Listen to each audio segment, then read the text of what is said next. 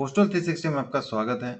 आज हम लोग पोस्ट ऑफिस गाइड पार्ट 1 और पोस्टल मैनुअल वॉल्यूम 5 से रिलेटेड एमसीक्यू डिस्कस करेंगे, जो कि आपके आने वाले एमटीएस, पोस्टमैन और पीए एग्जाम के लिए इंपॉर्टेंट है। तो चलिए आज की क्लास हम लोग स्टार्ट करते हैं। तो क्वेश्चन क्या कर रहे हैं, देखिए यहाँ पर। In the case of articles address to foreign countries the address should be written, यानी विदेशी देशों को संबोधित वस्तुओं के मामले में पता इस प्रकार लिखा जाना चाहिए। तो फॉरेन आर्टिकल्स के लिए पता जो है एड्रेस किस तरह से लिखा जाना चाहिए। जो आर्टिकल्स फॉरेन कंट्रीज के लिए भेजे जाते हैं उसमें एड्रेस किस तरह से लिखा जाना चाहिए। तो रोमन अक्षरों और अरबी अंकों में, अरबी अक्षरों और रोमन अंकों में, केवल रोमन अक्षरों और अंकों में, या केवल अरबी अक्षरों और अंकों में। तो इसके आंसर बताइए। तो इसका आंसर हो जाएगा हमारा ऑप्शन नंबर ए, रोमन अक्षरों और अरबी अंकों में। तो देखिए ये क्वेश्चन जो है कहाँ से पूछा गया था। ये पोस्ट ऑफिस गाइड पार्ट 1 से क्वेश्चन पूछा गया था। तो कहाँ से पूछा गया था देखिए। तो देखिए यहाँ पर ये आ गया हमारा। तो देखिए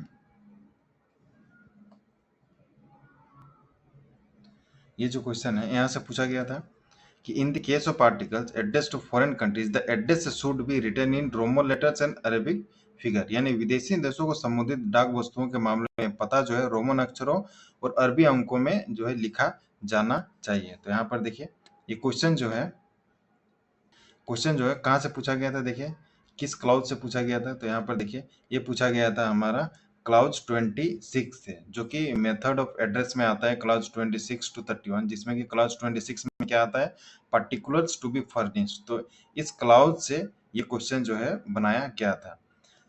तो जिस भी क्लाउज से आप अगर एमसीक्यू कर रहे हैं तो पूरे जो है क्लाउज को, यानी पूरे जो खंड को एक बार कंप्लीट पढ़िए। जैसे ये जो है क्लाउज 26 से क्वेश्चन जो है बनाया गया था, तो क्लाउज 26 का एक बार पूरा कंप्लीट जो है आप इसको पढ़िए। तो इसमें जो है एड्रेस किस तरह से लिखा जाना चाहिए उसके बारे में इस क्लाउज में दिया गया है। तो एक बार क्लाउज 26 को कंप्लीट जो है पढ़िए, ताकि अगर दोबारा क्लाउज 26 से अगर क्वेश्चन पूछा जाए तो आप इजीली उसको कर पाओ। तो एक बार कंप्लीट इसको एक बार पढ़ लीजिए। तो चलिए हम लोग आगे बढ़ते हैं। अगला क्वेश्चन देखिए। अगला क्वेश्चन क्या कर रहा है कि डाकघर आवर्ती जमा खाता यानी आरडी के संबंध में निम्नलिखित में से कौन सा सही नहीं है, जो गलत है हमें बताना है। यानी in connection with the post office recurring deposit account यानी RD which of the following is not not correct. तो कौन सा जो है गलत है हमें बताना है, यानी सही नहीं है वो बताना है। तो देखिए पहला क्या कर रहा है कि खाता नगद या चेक द्वारा खोला जा सकता है, या मासिक जमा की न्यूनतम राशि 100 रुपये और उससे अधिक है। ऑप्शन नंबर सी हमारा खाता खोलने की तिथि से 3 वर्ष बाद समय से पहले बंद किया जा सकता है। या ऑप्शन नंबर डी हमारा आरडी खाते को बिना जमा के भी परिपक्वता तिथि यानी मैच्योरिटी से 10 वर्ष तक बनाए रखा जा सकता है। तो कौन सा गलत है हमें बताना है, यानी कौन सा सही नहीं है बताना है। यानी 3 ऑप्शन जो है यहाँ पे सही होगा और एक जो है हमारा गलत होगा। तो हमें गलत का चयन करना है। तो इसके आंसर बताइए जल्दी से।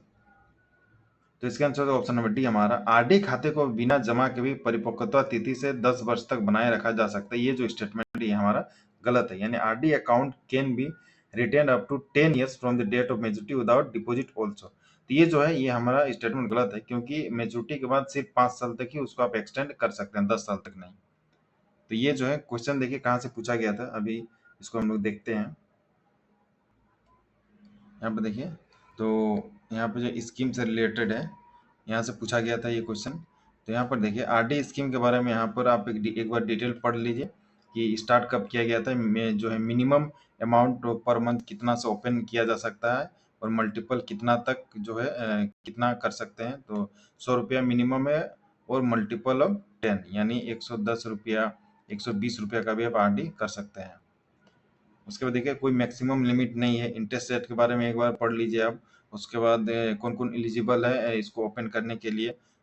ठीक है, तो कंप्लीट एक बार आरडी से रिलेटेड जो भी यहाँ पे पॉइंट्स है सारे पॉइंट्स को एक बार आप पढ़ लीजिए।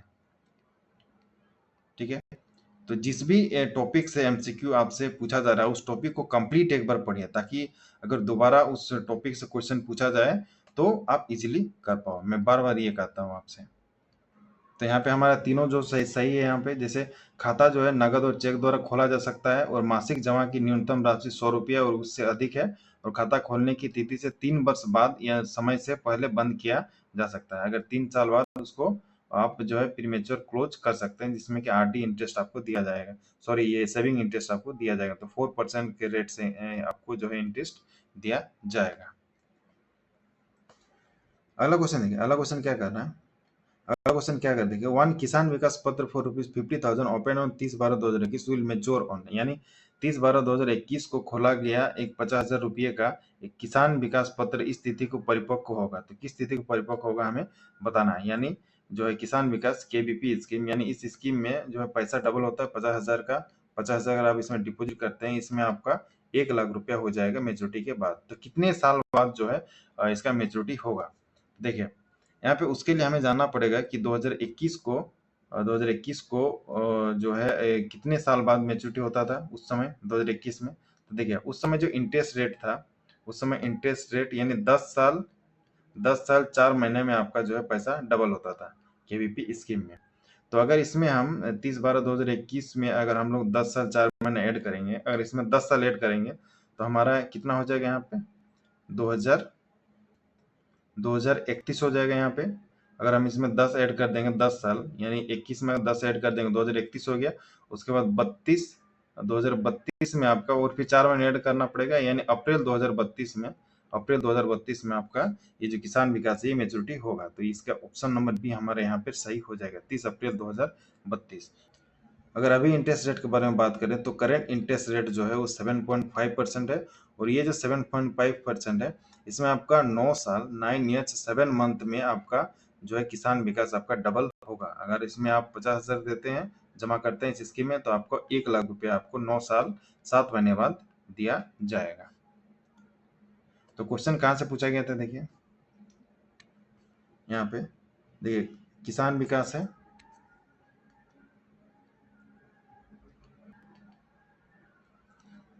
तो देखिए यहाँ पे जो किसान विकास के बारे में एक बार आप डिटेल पढ़ लीजिए, जो भी पॉइंट्स है सारे पॉइंट्स को एक बार रिवीजन कर लीजिए।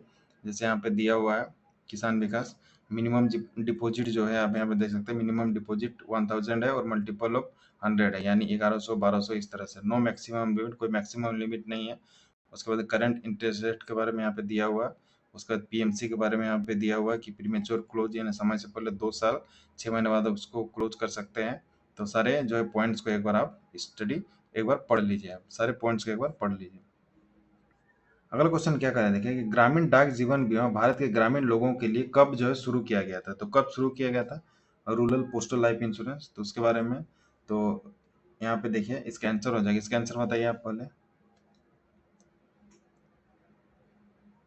इसका आंसर हो जाएगा ऑप्शन नंबर सी हमारा 24/3/1995 को।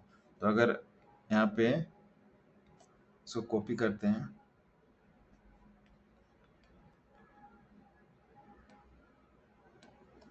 यहाँ पे देखिए रूरल पोस्टल लाइफ इंश्योरेंस, तो देखिए यहाँ पे देखिए यहाँ पे पहले दिया हुआ है कि इंट्रोड्यूस किया गया था, कब किया गया था 24/3/1995 को। तो यहीं से ये क्वेश्चन जो है डायरेक्ट यहाँ पे बनाया गया है। तो अभी आरपीएलआई के बारे में जितने सारे पॉइंट्स यहाँ पे दिया हुआ है, सारे पॉइंट्स को एक बार आप रिवीजन कर लीजिए। जो भी आपके नोट्स होगा तो नोट्स से आप सारे जो है पॉइंट्स को एक बार रिवीजन आप कर लीजिए। क्लियर है, आगे बढ़ते हैं।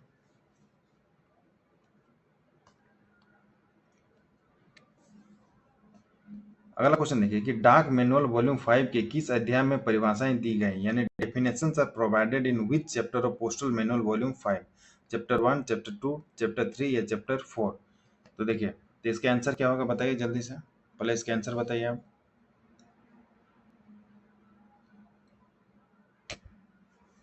इसका आंसर हो जाएगा ऑप्शन नंबर ए चैप्टर 1, यानी अध्याय 1 में जो है पोस्टल मैनुअल वॉल्यूम 5 का जो डेफिनेशन है उसके बारे में दिया गया है, जो कि आपको एमटीएस और पोस्टमैन दोनों के लिए पढ़ना है, जो कि आपके सिलेबस में है। यहाँ पे देखिए पहले से डाउनलोड है, तो यहाँ पे ओपन करते हैं इसको। तो देखिए पोस्टल मैनुअल वॉल्यूम 5, तो ये जो है ऑफिशियल पीडीएफ है हमारा। देखिए यहाँ पर देखिए आप इसमें चैप्टर 1 में देखिए कंटेंट में चैप्टर 1 में क्या है, चैप्टर 1 में डेफिनेशन है। चैप्टर 2 में क्या है, यहाँ पे देखिए चैप्टर इधर चैप्टर दिया हुआ है। चैप्टर 2 में क्या है, चैप्टर 2 में है मिसलेनियस रूल्स। चैप्टर 3 में क्या है, तो देखिए चैप्टर 3 में इन्वेस्टिगेशन है। चैप्टर 4 में क्या है, तो चैप्टर 4 में हमारा transmission of mails under the vetment system, यानी चैप्टर 1 में डेफिनेशंस के बारे में दिया हुआ है पोस्टल मैनुअल वॉल्यूम 5, जो कि आपको आपके सिलेबस में पढ़ना है, सिलेबस में आता है। तो डेफिनेशंस जो है आपके सिलेबस में है, तो ये आपको पढ़ना है, जो कि आता है पोस्टल मैनुअल वॉल्यूम 5 में। अब क्लियर हो गया? अब देखिए यहाँ पे अगर हम बात करें पोस्टल मैनुअल वॉल्यूम, देखिए यहाँ पे, तो ये है पोस्टल मैनुअल वॉल्यूम 5 का चैप्टर 1। ये चैप्टर 1 है जो कि आपको पढ़ना है, जिसमें कि सिर्फ और सिर्फ डेफिनेशंस है, पोस्टल मैनुअल वॉल्यूम 5। तो यहाँ पे देखिए रूल 1 में किसके बारे में दिया हुआ है? पोस्ट मास्टर जनरल के बारे में। जो एक एक दो तीन इस तरह के जो नंबर है, इसमें जो है ये रूल है। तो रूल 2 में क्या दिया हुआ है? ये दिया हुआ है रूल 2 में रेलवे मेल सर्विस के बारे में। यहाँ पर भी देख सकते हैं आप, यहाँ पे देखिए आप, यहाँ पे देखिए, ये है डेफिनेशंस, चैप्टर 1 का डेफिनेशन, जो कि आपको पढ़ना है। देखिए रूल, तो रूल 1 में क्या है? Post master general. रूल 2 में रेलवे मेल सर्विस। रूल 3 जो कि डिलीट कर दिया गया है। रूल 4 में है सुपरिटेंडेंट। 5 में है हेड ऑफिस। 5A में है विजिट सेंटर्स। उसके बाद 5B में है ESMO सेंटर्स। 5C में क्या है? Hybrid mail service. 6 में क्या है? जनरल पोस्ट ऑफिस यानी GPO। 7 में है सब पोस्ट ऑफिस। 8 में है ब्रांच पोस्ट ऑफिस। 9A में है ट्रांजिट ऑफिस। तो इस तरह का जो है ये रूल नंबर है, ये सारे रूल नंबर है। तो ये डेफिनेशंस है, जो कि चैप्टर 1 में रूल पोस्टल मैनुअल वॉल्यूम 5 के चैप्टर 1 में डेफिनेशंस आता है। आगे बढ़ते हैं हम लोग। अगला क्वेश्चन देखिए, अगला क्वेश्चन क्या कह रहा है कि पोस्टल मैनुअल वॉल्यूम 5 के रूल 4 में क्या मेंशन किया गया है? यानी पोस्ट मास्टर जनरल के बारे में, RMS के बारे में, सुपरिटेंडेंट के बारे में, या हेड ऑफिस के बारे में। तो यहाँ पे देखिए, यहीं से क्लियर हो जाएगा आपका। देखिए यहाँ पे ये हमारा डेफिनेशंस, यहाँ पर देखिए, यहाँ पर देखिए, ये है डेफिनेशंस। तो डेफिनेशंस ये रूल है, ये जितने सारे हैं ये रूल है, रूल नंबर है। तो देखिए यहाँ पे नियम 4 यानी रूल 4 में क्या मेंशन है? तो रूल 4 में हमारा क्या मेंशन है? तो सुपरिटेंडेंट के बारे में यहाँ पे दिया गया है। तो एक काम करिएगा आप, आपके पास जो भी नोट्स होगा, तो पोस्टल मैनुअल वॉल्यूम 5 के जो यहाँ पे रूल 4 है, रूल 4 को एक बार आप स्टडी कर लीजिएगा। ठीक है, एक बार इसको पढ़ लीजिएगा कंप्लीट, और उससे रिलेटेड MCQ भी आप एक बार कर लीजिएगा। तो सारे पॉइंट्स को एक बार आप जो है पढ़ लीजिएगा अपने नोट्स से। ठीक है, तो समझ में आ गया कि क्वेश्चन कहाँ से पूछा जा रहा है, कहाँ से फ्रेम हुआ है। आगे देखिए, अगला क्वेश्चन देखिए, अगला क्वेश्चन क्या करेगा? Which of the following is correct? तो कौन सा करेक्ट है हमें बताना है। तो यहाँ पर देखिए, कौन सा करेक्ट है हमें बताना है। तो निम्नलिखित में से कौन सा सही है, बताइए। डाक सेवाएं प्रदान करने के लिए पूरे देश को 23 डाक सर्किलों में बांटा गया है। ऑप्शन नंबर बी हमारा डाक सेवा बोर्ड डाक विभाग का शीर्ष प्रबंधन निकाय है। अगर हिंदी में न समझ में आ रहा हो तो इंग्लिश में एक बार पढ़ देता हूँ। For providing postal services the whole country has been divided into 23 postal circles. Postal services board is the apex management body of the department of post. ये ऑप्शन नंबर सी हमारा बोथ ए एंड बी, या option number D हमारा none of the above. तो जल्दी से इसका answer बताइए।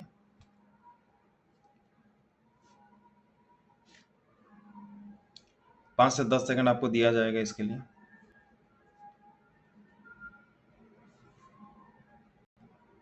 तो इसका आंसर हो जाएगा, इसका आंसर हो जाएगा ऑप्शन नंबर सी हमारा, ए और बी दोनों दोनों जो है हमारा यहाँ पे सही है। हमें कौन सा सही है बताना था, तो दोनों सही है, तो ऑप्शन नंबर सी हमारा यहाँ पे सही हो जाएगा।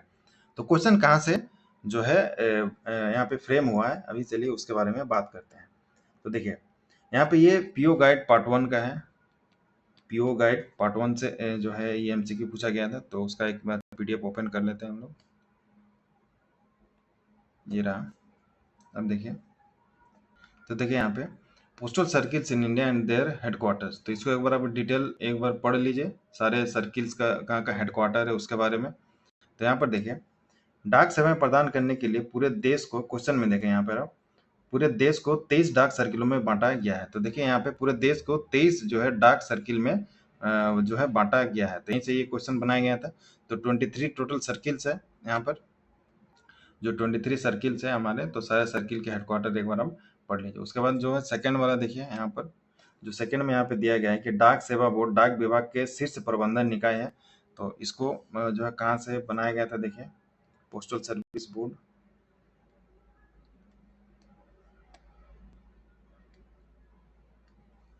तो यहाँ पर देखिए पोस्टल सर्विस बोर्ड, तो देखिए यहाँ पे क्लियरली यहाँ पे मेंशन है पोस्टल सर्विस बोर्ड यानी पीएसबी क्या है कि the postal service board is the apex policy making administrative body and it reports to the ministry of communications. तो देखिए डाक सेवा बोर्ड सर्वोच्च नीति निर्धारण प्रशासनिक निकाय है। तो देखिए यहाँ से ये क्वेश्चन पूछा गया था, ये जो ऑप्शन है ये ऑप्शन है, तो यहाँ से ये इस ऑप्शन को उठाया गया था, दिया गया था। यानी डाक सेवा बोर्ड जो है डाक विभाग का शीर्ष प्रबंधन निकाय है। तो यहाँ पर देखिए डाक सेवा बोर्ड सर्वोच्च नीति निर्धारण प्रशासनिक निकाय है, यानी सर्वोच्च जो एपेक्स मैनेजमेंट बॉडी है। तो ये जो ऑप्शन यहाँ से दिया गया था, तो समझ में आ गया। तो आगे देखिए यहाँ पर देखिए तो क्लॉज 1 को एक बार आप पूरा जो है एक बार पढ़ लीजिए, ताकि क्लॉज 1 से रिलेटेड अगर कुछ भी एमसीक्यू आगे पूछा जाए आपसे तो आप उसको इजीली कर पाओ। क्लियर है? तो क्लॉज 1 को एक बार आप कंप्लीट पढ़ लीजिए। तो देखिए ये भी क्लॉज 1 के अंतर्गत ही आता है पोस्टल सर्किल्स। तो सारे जो है पॉइंट्स को एक बार आप पढ़ लीजिए। तो 2 पॉइंट्स जो है यहाँ से पिक करके इस क्वेश्चन को फ्रेम किया गया था। क्लियर है बात? तो क्लास 1 को एक बार आप डिटेल पढ़ लीजिए, सारे पॉइंट्स को एक बार आप पढ़ लीजिए। आगे देखिए, ताकि दोबारा अगर क्वेश्चन पूछा जाए तो आप इजीली कर पाओ। अगला क्वेश्चन देखिए, which of the following pair is incorrect in relation to headquarters of the postal circle. यानी डाक सर्किल के मुख्यालय के संबंध में कौन सा जो है हमारा जोड़ा गलत है, युग्म गलत है, हमें बताना है। छत्तीसगढ़ का सर्किल कहाँ पे है, जो सर्किल मुख्यालय रायपुर में है या कहाँ पर, हमें बताना है सही है या गलत है। दिल्ली का नई दिल्ली, उड़ीसा का कटक या हरियाणा का अंबाला, कौन सा इसमें गलत है हमें बताना है। तो जल्दी से इसका आंसर बताइए। ये डाक सर्किल है, ये छत्तीसगढ़ डाक सर्किल है। तो इसका जो है मुख्यालय हेडक्वार्टर ये रायपुर है। ये सही है ये गलत है हमें बताना है। तो इसका आंसर हो जाएगा ऑप्शन नंबर सी, उड़ीसा का कटक। तो उड़ीसा का जो है सर्किल का मुख्यालय कहाँ पर है, भुवनेश्वर में, कटक में नहीं है। तो ये ऑप्शन हमारा गलत है, सी। तो यही सी हमारे यहाँ पे सही हो जाएगा। हमें बताना था कौन सा गलत है, तो यहाँ पे सी जो है हमारे यहाँ पे सही हो जाएगा। यहाँ पर देखिए, यहाँ पे सारे सर्किल और उसका हेडक्वार्टर दिया गया है। क्लियर है? तो यहाँ पर देखिए जो गलत था हमारा उड़ीसा का, तो उड़ीसा का हमारा कहाँ पर है, तो यहाँ पर देखिए उड़ीसा का जो हमारा हेडक्वार्टर है वो उड़ीसा सर्किल का हेडक्वार्टर हमारा भुवनेश्वर में है। इसलिए हमारा ऑप्शन नंबर यहाँ पे सी जो है यहाँ पे गलत हो जाएगा। अब ऑप्शन नंबर सी हमारा गलत हो जाएगा। तो ऑप्शन नंबर सी यहाँ पे सही है। कौन सा गलत है हमें बताना था, ऑप्शन नंबर सी। अगला देखिए, अगला क्वेश्चन देखिए, so far as the public is concern there is no difference in the character of service rendered by SO&HO, SO&BO, BO&HO, BO/SO&HO। यानी जहाँ तक जनता का सवाल है, यानी जनता को जो दी जाने वाली सर्विस है, इनके द्वारा प्रदान की जाने वाली सेवा के स्वरूप में कोई अंतर नहीं है। तो एसओ और एचओ के अंतर में कोई अंतर नहीं है जो सेवाएं उनके द्वारा दी जाती है, या एसओ और बीओ, या बीओ और एचओ, या बीओ एसओ और एचओ, तीनों। तो जल्दी से इसका आंसर बताइए आप।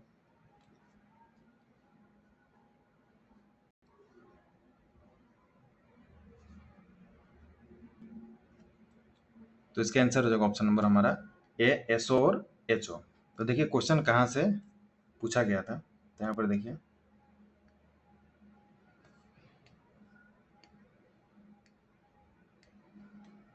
यहाँ पर देखिए क्लाउज 2 से पूछा गया था। क्लाउज 2 से आपका ये क्वेश्चन जो है फ्रेम हुआ था। यहाँ पर देखिए क्लाउज 2 से, यहाँ पर देखिए, यहाँ पर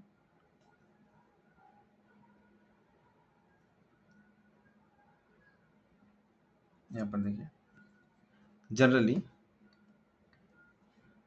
there is no difference in the character of service rendered by sub post office and head post office। ठीक है, तो no difference in the character of service rendered by sub post office यानी एसओ और head post office यानी हमारा HO. ठीक है, तो ऑप्शन नंबर ए हमारा यहाँ पर सही हो जाएगा। तो देखिए ये कहाँ से पूछा गया था, ये क्वेश्चन जो है, ये क्वेश्चन जो हमारा क्लाउज 2 से पूछा गया था। तो क्लाउज 2 को एक बार आप जो है डिटेल पढ़ लीजिए, क्लाउज 2 के बारे में क्या क्या पॉइंट्स है, इसमें सारे पॉइंट्स को एक बार आप जो है पढ़ लीजिए।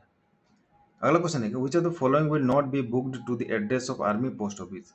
यानी निम्नलिखित में से कौन सा आर्मी पोस्ट ऑफिस के पते पर बुक नहीं किया जाएगा। मूल्यदेय लेख, मनी ऑर्डर, ए और बी दोनों, या उपरोक्त में से कोई नहीं। यानी अगर इंग्लिश में बात करें तो value payable articles, money orders, both A and B. तो कौन सा जो है आर्मी पोस्ट ऑफिस के लिए बुक नहीं किया जा सकता है? जल्दी से इसका आंसर बताइए। तो इसका answer option number C, both and B, यानी वैल्यू पेबल आर्टिकल्स और मनी ऑर्डर। तो देखिए क्वेश्चन कहाँ से पूछा गया था।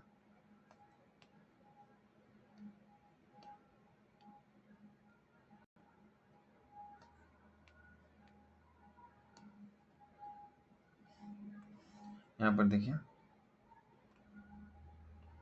यहाँ पर क्लास 2 में ही एक नोट यहाँ पे दिया हुआ है। देखिए यहाँ पे क्लियरली यहाँ पे मेंशन है। यहाँ पर देखिए कि note value payable articles and money order will not be book to the address of army post office, यानी मूल्यदेय वस्तु मनी ऑर्डर जो है सेना डाकघरों के पते पर बुक नहीं किए जा सकते हैं। तो क्लास 2 से ही इस क्वेश्चन को फ्रेम किया गया था।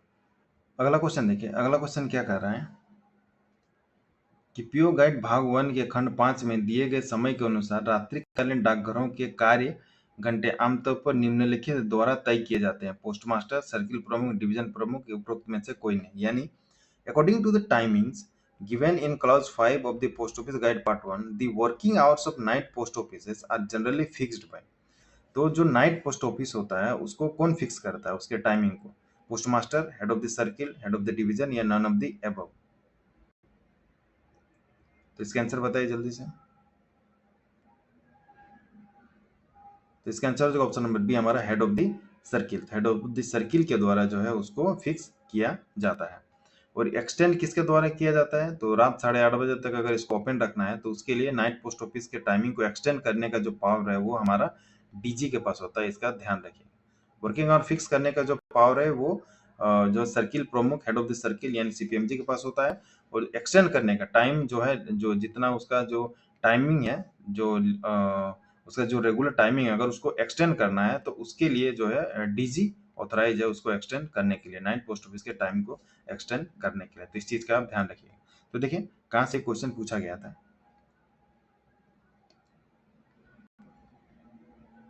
तो यहाँ पर देखिए, the working hours of the post offices are generally fixed by head of the circles according to the timing given in clause 5 of the post office guide part 1। तो देखिए नाइट पोस्ट ऑफिस का जो working hour होता है किसके द्वारा fix किया जाता है? तो फिक्स किया जाता है हेड ऑफ द सर्किल के द्वारा फिक्स किया जाता है। तो ये क्लाउज 3 के अंतर्गत आता है, यानी खंड 3। तो एक बार खंड 3 को आप एक बार कंप्लीट इनके इसके जो सारे पॉइंट्स है उसको पढ़ लीजिए।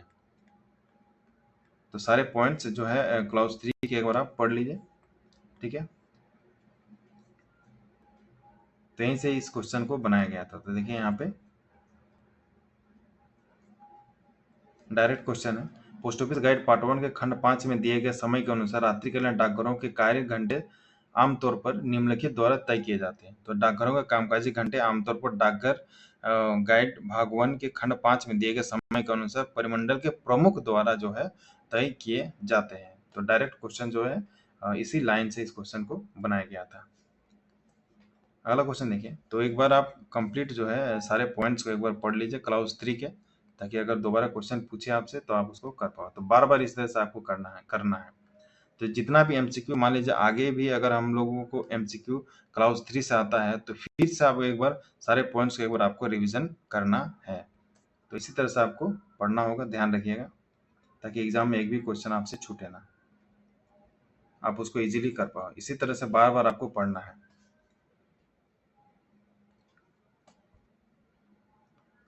उसके बाद देखिए अगला क्वेश्चन क्या कर रहा है, ग्रामीण डाक सेवकों के प्रभार वाले डाकघरों को अधिकतम निम्नलिखित समावधि के लिए खुला रखा जा सकता है। यानी post offices in charge of ग्रामीण डाक सेवक are kept open for a maximum period of, यानी 5 घंटे मैक्सिमम कितने समय के लिए जिस पोस्ट ऑफिस का जो है इंचार्ज ग्रामीण डाक सेवक होता है उसको मैक्सिमम कितने घंटे के लिए खुला रखा जा सकता है? 5 घंटा, 4 घंटा, 3 घंटा या 8 घंटा? तो जल्दी से इसके आंसर बताइए आप।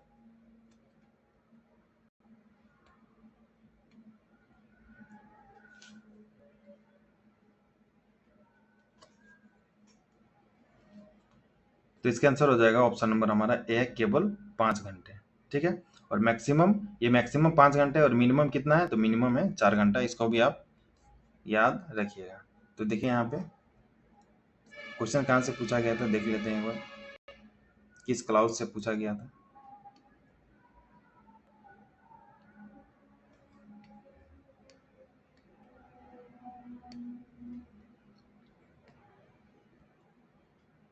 तो देखिए यहाँ पर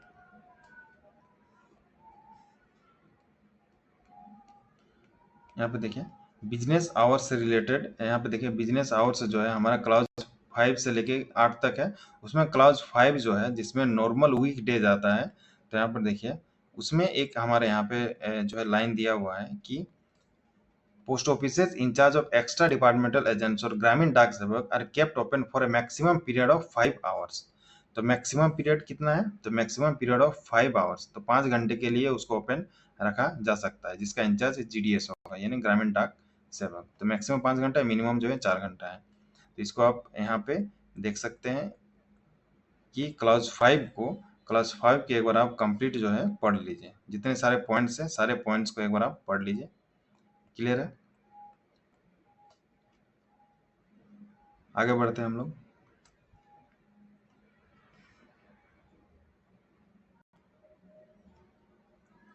अब देखिए अगला क्वेश्चन क्या कह रहा है कि मेघदूत पोस्टकार्ड की दर क्या है? मेघदूत पोस्टकार्ड की दर क्या है?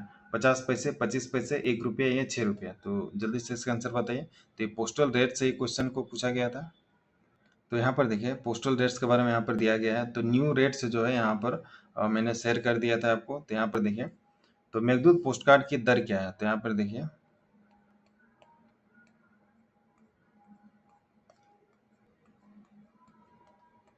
कुछ प्रोडक्ट्स का जो है नाम चेंज कर दिया गया है। जैसे यहाँ पर आप देख सकते हैं,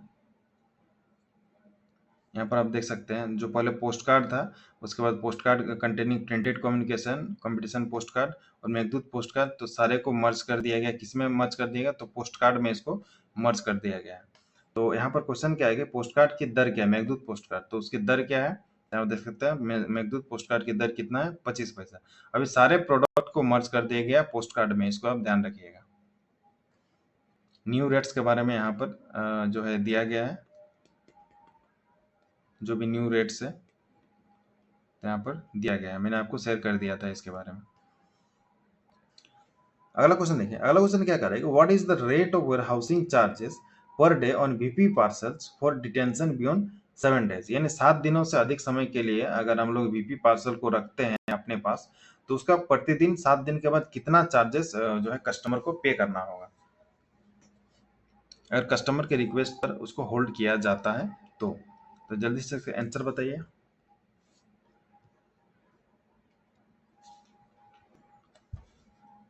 तो इसका आंसर हो जाएगा ऑप्शन नंबर बी हमारा 3 रुपया, 3 रुपया पर डे।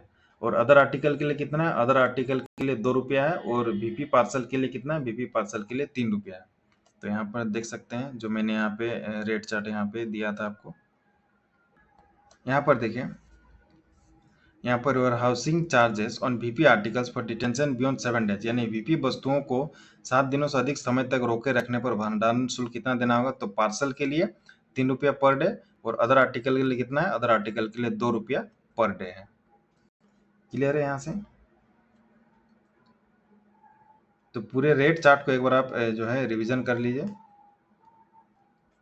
आगे देखिए अगला क्वेश्चन क्या करेगा, निम्नलिखित में से कौन सा कथन गलत है? यानी कौन सा गलत है हमें बताना है। यानी राजस्व टिकटों का उपयोग डाक शुल्क के भुगतान के लिए किया जा सकता है। ऑप्शन नंबर बी हमारा डाक शुल्क का भुगतान सामान्यतः डाक टिकटों के माध्यम से किया जाता है। ऑप्शन नंबर सी हमारा ए और बी दोनों, या ऑप्शन नंबर डी हमारे उपरोक्त में से कोई नहीं। तो जल्दी से इसका आंसर बताइए।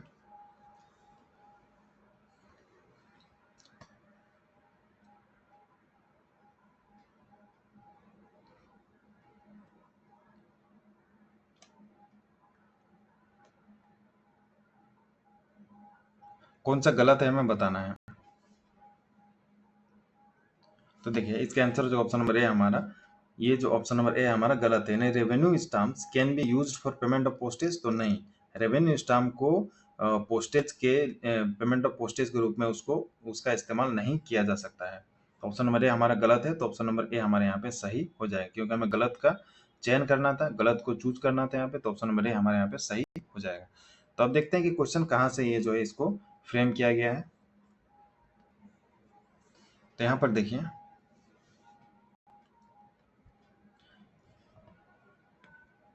यहाँ पर देखिए post office also sell revenue stamps issued by central government. These stamps cannot be used for payment of postage. यानी इन स्टाम्पों का उपयोग डाक शुल्क के भुगतान के लिए नहीं किया जा सकता है। किन स्टाम्प्स को? रेवेन्यू स्टाम्प्स को। तो यहाँ पर देखिए क्वेश्चन कहाँ से पूछा गया था, तो देखिए ये हमारा क्लाउज 10 से पूछा गया था, यानी खंड 10 से ये क्वेश्चन पूछा गया था, जिसमें आता है पोस्टेज स्टाम्प्स एंड स्टेशनरी। उसके बाद देखिए एक पॉइंट हमारे यहाँ से आ गया। उसके बाद दूसरा पॉइंट देखिए यहाँ पे इसी क्लाउज से लिया गया है। देखिए यहाँ पर दूसरा पॉइंट क्या है हमारा, payment of postage is normally to be affected by means of postage stamp. तो देखिए यहाँ पे payment of postage is normally to be effected by means of postage stamps issued by India post office under the authority of government of India. तो देखिए इसी line से जो है जो ऑप्शन नंबर बी आपका दिया गया है। डाक शुल्क का भुगतान आमतौर पर भारत सरकार के प्राधिकार के अधीन जो भारतीय डाक विभाग द्वारा जारी डाक टिकटों के माध्यम से किया जाना चाहिए। तो डाक टिकटों के माध्यम से ही जो है डाक शुल्क का भुगतान किया जाना चाहिए। यहाँ पर देखिए डाक शुल्क का भुगतान जो है डाक शुल्क का भुगतान सामान्यतः डाक टिकटों के माध्यम से ही किया जाता है। तो ऑप्शन नंबर ए हमारा गलत है यहाँ पे, तो ये हमारा सही हो जाएगा। तो ऑप्शन नंबर बी यहाँ पे हमारा जो है बिल्कुल करेक्ट है कि डाक शुल्क का भुगतान जो है डाक टिकटों के माध्यम से ही होना चाहिए। हमें गलत का चूज करना था, तो ऑप्शन नंबर ए हमारे यहाँ पे सही हो जाएगा। अगला क्वेश्चन देखिए, अगला क्वेश्चन क्या करें कि निम्नलिखित में से कौन सा कथन गलत है हमें बताना है। भुगतान न किए गए लेखों को अन्य अपंजीकृत मेल की तुलना में संचरण में कोई अधिक सुरक्षा नहीं दी जाती है। ऑप्शन नंबर बी हमारे भुगतान न किए गए लेखों को यानी जो डाक वस्तुएं होती हैं को उन पर देय डाक कर लगाने के उद्देश्य से हिरासत में लिया जा सकता है। ये ऑप्शन नंबर सी हमारा दोनों जो है हमारा गलत है। ऑप्शन नंबर डी उपरोक्त में से कोई नहीं। तो कौन सा गलत है हमें बताना है, ठीक है। तो जल्दी से इसका आंसर बताइए।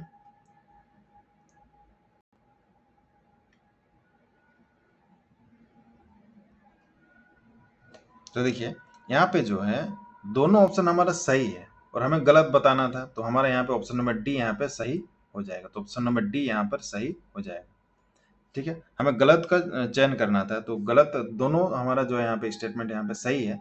तो हमारा ऑप्शन नंबर डी यहाँ पे उपरोक्त में से कोई नहीं, ये हमारा जवाब जो है इस क्वेश्चन के अकॉर्डिंग सही हो जाएगा। तो ऑप्शन नंबर डी हो जाएगा इसका आंसर। तो देखिए क्वेश्चन कहाँ से पूछा गया था, देखिए तो देखिए यहाँ पे ये जो क्वेश्चन है ये क्वेश्चन बनाया गया था आपका क्लाउज 9 से, यानी खंड 9 से इस क्वेश्चन को बनाया गया था। देखिए डाक शुल्क के पूर्व भुगतान की इच्छा यानी desirability of prepayment of postage. तो देखिए यहाँ पे एक पॉइंट यहाँ पे दिया हुआ है। देखिए यहाँ पे देखिए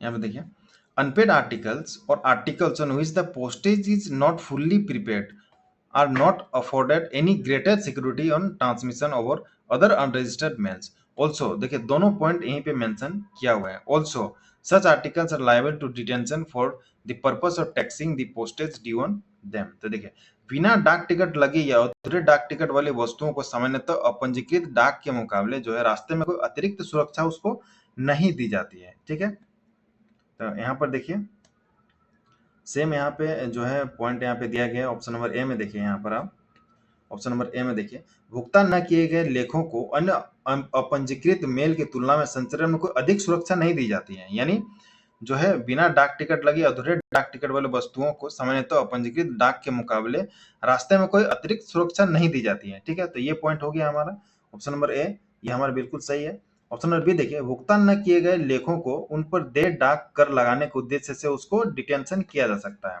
यानी हिरासत में लिया जा सकता है। तो देखिए यहाँ पे ऐसी डाक वस्तुओं को उन पर जितना डाक टिकट लगाना बाकी है उस राशि की वसूली के लिए उसको रोका जा सकता है। तो देखिए दोनों पॉइंट आपका जो यहाँ पे दोनों ऑप्शन है इसी पॉइंट से बनाया गया था। अगर इंग्लिश में बात करें यहाँ पे देखिए तो इंग्लिश में भी देखिए यहाँ पे unpaid articles are not afforded any greater security. देखिए यहाँ पे unpaid articles or articles on which the postage is due, okay, are not afforded any greater security in transmission over other unregistered mails, ठीक है, transmission over other unregistered mail. तो देखिए option number A यहाँ पे।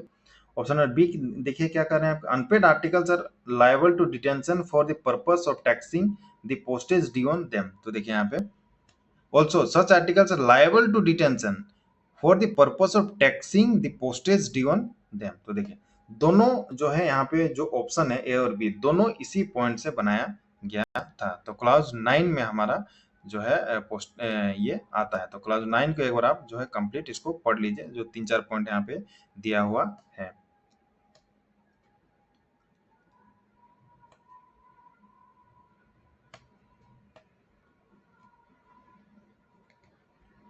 जो भी आपके पास notes होगा तो नोट से आप पढ़िए। अगला देखिए, अगला क्वेश्चन देखिए। अगला क्वेश्चन क्या कर रहा है कि पोस्ट बॉक्स के संबंध में निम्नलिखित में से कौन सा कथन गलत है, यानी which of the following is incorrect in connection with post box. तो देखिए, पोस्ट बॉक्स के संबंध में कौन सा कथन गलत है हमें बताना है। ऑप्शन नंबर ए क्या कर रहा है, केवल पूर्ण रूप से प्रीपेड अपंजीकृत पत्र पोस्ट बॉक्स के माध्यम से वितरित किए जाते हैं। ऑप्शन नंबर बी है हमारा यहाँ पर निर्धारित किराया अग्रिम भुगतान किया जाना चाहिए। उसके बाद किराएदार यह मांग करने का हकदार है कि उसे किसी विशेष संख्या का पोस्ट बॉक्स जो है संख्या पोस्ट बॉक्स नंबर उसको आवंटित किया जाए। ये ऑप्शन नंबर डी हमारा यहाँ पे पोस्ट बॉक्स के संबंध में जमा राशि को किसी अन्य पोस्ट बॉक्स के विरुद्ध जो समायोजित नहीं किया जा सकता। तो कौन सा यहाँ पे गलत है हमें बताना है। इंग्लिश में बात करें तो देखिए, only fully prepaid unregistered articles of the letter mail are delivered through post box. Option number B हमारा the prescribed rent is to be paid in advance. Option number C हमारा renter is entitled to demand that a post box of any particular number should be allotted to him. अगला देखिए, अगला option क्या करेगा, deposit in respect of a post box can not be adjusted against any other post box. तो कौन सा गलत है हमें बताना है। तो जल्दी से इसका आंसर आप बताइए। ये पोस्ट बॉक्स से रिलेटेड ये क्वेश्चन है, तो जल्दी से इसका आंसर बताइए। तो इसके आंसर ऑप्शन नंबर सी ये हमारा जो है गलत है। यहाँ पे क्या कर रहा है कि किराएदार ये मांग करने का हकदार है, नहीं, किराएदार ये मांग नहीं कर सकता है कि मुझे जो है विशेष नंबर का ही पोस्ट बॉक्स जो नंबर अलॉट किया जाए, तो हकदार नहीं है। तो इसलिए हमारा ऑप्शन नंबर सी यहाँ पे सही हो जाएगा। यानी गलत का हमें चूज करना था, ऑप्शन नंबर सी यहाँ पे हमारा सही हो जाएगा, क्योंकि वो हकदार नहीं है, वो मांग नहीं कर सकता है कि मुझे कोई विशेष संख्या का पोस्ट बॉक्स जो है दिया जाए। क्लियर है बात। जबकि ऑप्शन नंबर सी कह रहा है कि मांग करने का हकदार है। क्लियर है बात। तो ऑप्शन नंबर सी यहाँ पे हमारा सही हो जाएगा। अब चलिए बात करते हैं क्वेश्चन कहाँ से पूछा गया था। तो ऑब्वियस सी बात है कि जो है पोस्ट बॉक्स से रिलेटेड क्वेश्चन है, तो पोस्ट बॉक्स से ही पूछा गया था। तो यहाँ पर देखिए, यहाँ पे पोस्ट बॉक्स जो है, पोस्ट बॉक्स क्लॉज 55 में आता है, यानी पत्र पेटियाँ। तो इसको आप जो है बहुत इंपॉर्टेंट आपके पॉइंट ऑफ व्यू से, फ्रैंकिंग मशीन और पोस्ट बॉक्स, तो दोनों को आप जो है अच्छे से आप जो है सारे पॉइंट्स को एक बार पढ़ लीजिएगा एग्जाम में जाने से पहले, और सारे पॉइंट्स को रिवीजन करिएगा। तो अभी जैसे क्लॉज 55 से क्वेश्चन पूछा गया, तो क्लॉज 55 के जितने पॉइंट्स हैं सारे पॉइंट्स को एक बार आप जो है रिवीजन कर लीजिए। जितने पॉइंट्स हैं सारे पॉइंट्स को रिवीजन कर लीजिए। अगर इससे रिलेटेड और भी क्वेश्चन आगे अगर मिलता है तो फिर से दोबारा इस जो है सारे पॉइंट्स को पढ़िए। इसी तरह से रिवीजन करते हुए आपको पढ़ना है। क्लियर है बात। देखिए, टॉपर लोग कैसे पढ़ते हैं मैं आपको बताता हूँ। एग्जाम जो है कैसे क्लियर करेंगे आप, मैं आपको एक तरीका बताता हूँ। ये तरीका जो है आपको कोई नहीं बताएगा। देखिए, दिन में आप 10 ही एमसीक्यू करिए। सपोज आप 10 ही एमसीक्यू कर रहे हैं, ठीक है, एक दिन में।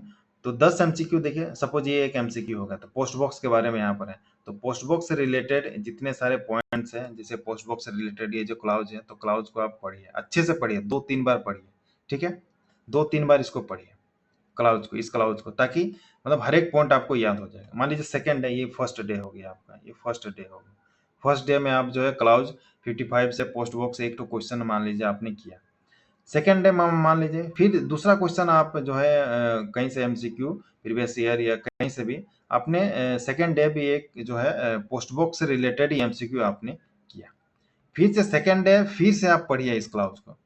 फिर मान लीजिए थर्ड डे में आपने जो है पोस्ट बॉक्स से रिलेटेड एमसीक्यू नहीं किया, ठीक है, आपने नहीं किया, मतलब आप जो कर रहे थे 10 में से, तो उसमें से पोस्ट बॉक्स से रिलेटेड एमसीक्यू नहीं था, ठीक है। थर्ड डे में, फर्स्ट डे में था, सेकंड डे में था, थर्ड डे में नहीं था, मान लीजिए फोर्थ डे में भी नहीं था, मान लीजिए फिफ्थ डे में फिर आ गया, ठीक है। तो फिर से आप जो है क्लास 55 के जितने सारे पॉइंट्स हो सारे पॉइंट्स को पढ़िए नोट्स से, जो भी आपने नोट्स बनाया है सारे नोट्स को जो है एक बार पढ़िए, पूरे नोट्स को पढ़िए एक बार क्लास 55 का, ठीक है। तो इसी तरह से आपको करना है। कोई कोई ऐसा होता है वो कहता है कि मैं जो है डेली 10 सेट बनाता हूँ, 10 सेट बनाता हूँ। 10 सेट यानी आप समझ सकते हैं, यानी एक सेट में आपका 50 क्वेश्चन रहता है, मान लीजिए पीओ गाइड पार्ट 1 पेपर 1 का जो एमटीएस पोस्टमैन का रहता है, 50 क्वेश्चन रहता है। उसे मान लीजिए वो कह रहा है कि मैं 10 सेट मतलब हर दिन करता हूँ, तो उससे कोई फायदा नहीं है। आप कम सेट करिए, लेकिन उस सेट का डिस्कशन आप अच्छे से करिए। मान लीजिए दिन में आप एक ही सेट करते हो, मान लीजिए मैं आपको और एक तरीका बताता हूँ। मान लीजिए आपने एक दिन एक सेट किया, आपके पास आपका जॉब भी आपको करना है, तो टाइमिंग आपके पास बहुत कम आपको मिलता होगा। तो मान लीजिए फर्स्ट डे आपने, मान लीजिए मैं आपको बताता हूँ, मान लीजिए मंडे को आपने एक सेट किया, ठीक है, एक ही सेट किया, ठीक है। आपको टाइम मिला कि उसमें से जो है 5 ही क्वेश्चन आप डिस्कस करिए। लेकिन जो 5 क्वेश्चन आप डिस्कस करेंगे, मान लीजिए वो क्वेश्चन आपसे सही भी हुआ ना, तो भी उस क्वेश्चन से रिलेटेड जो भी क्लाउज है, उस क्वेश्चन से रिलेटेड जो भी मेन पॉइंट्स है, सारे पॉइंट्स के ऊपर पढ़िए, ठीक है। सेकंड क्वेश्चन उसको भी आप करिए। थर्ड क्वेश्चन उसको अगर आपसे बन भी गया तो भी उससे रिलेटेड जो भी पॉइंट्स है, जो भी क्लाउज है, उस क्लाउज को पढ़िए। उसके बाद फोर्थ क्वेश्चन का भी इसी तरह से आपको हर एक क्वेश्चन का करना है। मान लीजिए मंडे को आपने वो सेट दिया था, तो मंडे आपने सेट दिया था, मान लीजिए इस तरह से डिस्कशन करते करते आपका मान लीजिए फ्राइडे आ गया, कोई दिक्कत नहीं है, ठीक है, कोई दिक्कत नहीं है। ज्यादा सेट मारने से आपका एग्जाम क्लियर नहीं होगा। आप एक ही सेट मारे, उस सेट को आप अच्छे से डिस्कशन करिए, अच्छे से डिस्कस करिए, ताकि अगर उससे रिलेटेड मान लीजिए मैं यहाँ पर इसी के एग्जांपल देता हूँ, पोस्ट बॉक्स से रिलेटेड, जैसे यहाँ पर देख सकते हैं पोस्ट बॉक्स में इतने सारे पॉइंट्स हैं, ठीक है, बहुत सारे पॉइंट्स हैं। तो अगर मान लीजिए पोस्ट बॉक्स से रिलेटेड आपने जो सेकंड सेट आप करेंगे, मान लीजिए फ्राइडे को आपने और जो मंडे को आपने सेट दिया था एक सेट, मंडे को आपने डिस्कशन स्टार्ट किया, फ्राइडे को वो खत्म हुआ, आपका डिस्कशन खत्म हुआ, ठीक है। आप जब सैटरडे या संडे को जब सेकंड सेट जब आप करने के लिए बैठ रहे हैं, तो सेकंड सेट में अगर पोस्ट बॉक्स से रिलेटेड अगर एमसीक्यू आए, तो एमसीक्यू आपसे बन जाना चाहिए। अगर नहीं बना यानी आपने जो है सेट 1 को अच्छे से डिस्कस नहीं किया है। क्लियर है बात? तो इसी तरह से आपको पढ़ना है। आगे देखिए, तो इस क्वेश्चन के एक बार देख लेते हैं कि कहाँ से जो है कैसे बनाए गए हैं। तो देखिए यहाँ पे ये हमारा पोस्ट बॉक्स है, ये हमारा पोस्ट बॉक्स है, क्लाउज जो है 55। तो यहाँ पर देखिए, यहाँ पे ये शुरू में ही ये पॉइंट दिया गया है कि only fully prepaid unregistered articles of the letter mail, ठीक है, उसी को जो है यहाँ पे देखिए are delivered through post box, जो फुल्ली प्रीपेड होगा, यानी only fully prepaid unregistered articles of the letter mail are delivered through post box. तो हमारा यहाँ पे देखिए जो ऑप्शन ए है हमारा, इस पॉइंट से जो है इसको दिया गया था। अगला देखिए, अगला हमारा पॉइंट क्या है कि the prescribed rent is to be paid in advance. Clear है? तो देखिए यहाँ पे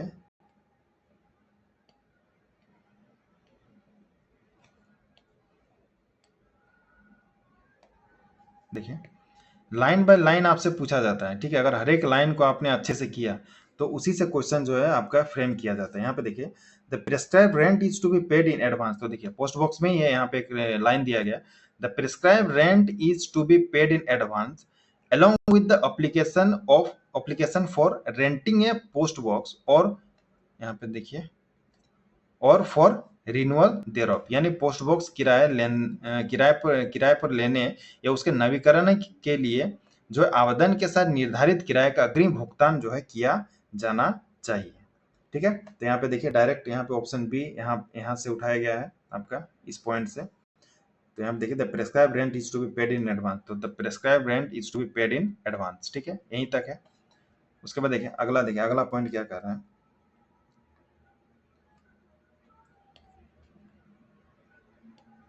यहाँ पे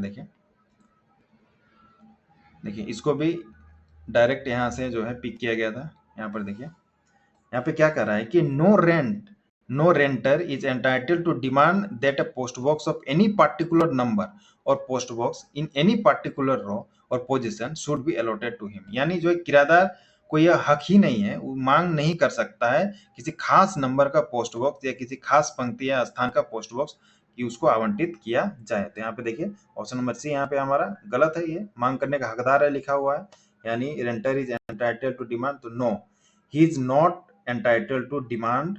ओके, तो यहाँ पे नो है, तो नो है यहाँ पे, तो इसलिए हमारा ऑप्शन नंबर डी यहाँ पे सही हो जाएगा, यानी गलत का चूज करना तो सही हो गया हमारे यहाँ पे। ठीक है, वो डिमांड नहीं कर सकता। अगला देखिए, अगला कहाँ से पिक किया गया था।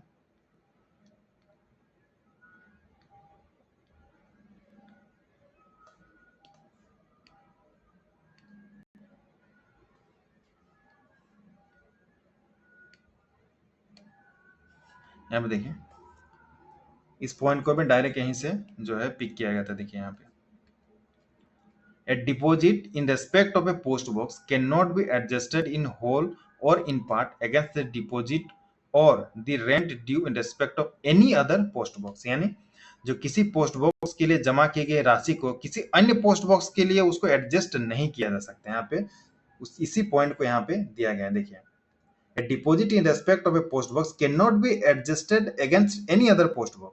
मतलब मान लीजिए एक पोस्ट बॉक्स के लिए आपने पे किया, पैसा पे किया, और आपने कहा कि नहीं, मुझे इसके लिए नहीं, मुझे जिसमें जो पैसा है, जो बैलेंस है रिमेनिंग, उसको इसके लिए एडजस्ट किया जाए, तो ऐसा नहीं हो सकता। जिसके लिए आपने पे किया उसी के लिए होगा।